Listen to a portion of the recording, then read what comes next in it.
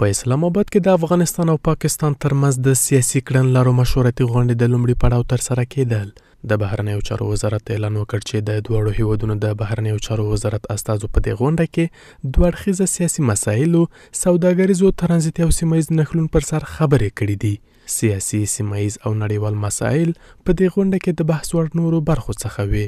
دواړو لورو په دوه اړخیزو سیاسي مسایلو، سوداګرۍ، ترانزیتي همکاریو او سیمهیز اتصال خبرې وکړې. همدا ډول په سیمهیزو او نړیوالو سیاسي مسایلو هم د نظر تبادله ترمنځ سره وکړه. د بهرنیو چارو وزارت په وینا دواړو لورو په دې لیدنه کې د بندیانو او کډوالو ستونزو پر هوارۍ، د ویزو صادرولو بهیر کې اسانتیا او سیمهیز پرمختګ او امنیت لپاره د دوامداره تعامل پر لرلو ټینګار کړی دی. دواړو لورو په پاکستان کې د افغان بندیانو او مهاجرینو د ستونزو په حل او افغان ناروغانو او سوداګرو ته د ویزو په ورکړه کې د اسانتیاو په راوستلو ټینګار وکړ او ژمنه یې وکړه چې د شته ننګونو د حل لپاره به خپل تعامل ته دوام ورکوي.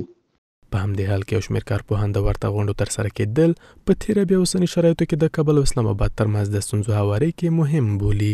بدون شک جلسات فیما بین افغانستان و پاکستانی که به هر سویه و در هر چوکاتی که میشه به نفع دو جانب است، ولی مشکل در اینجا است که فیصله جلسات در آینده ها پاکستانی ها عملی نمی کنند. ما از جلسات زیاد داشتیم ولی امیدوار هستم که فیصله جلسات اخیر اونا در عمل پیاده بکنن. امیدوار هستم نماینده های سیاسی پاکستان که در این نشست حضور می داشته باشند تعهداتی را که به افغانستان می سپارند به او جنبه عملی بدن. افغانستان در 4 سال گذشته اقتصاد محور بودن، عدم مداخله در کشورها و امنیت را به جهان پیام داده.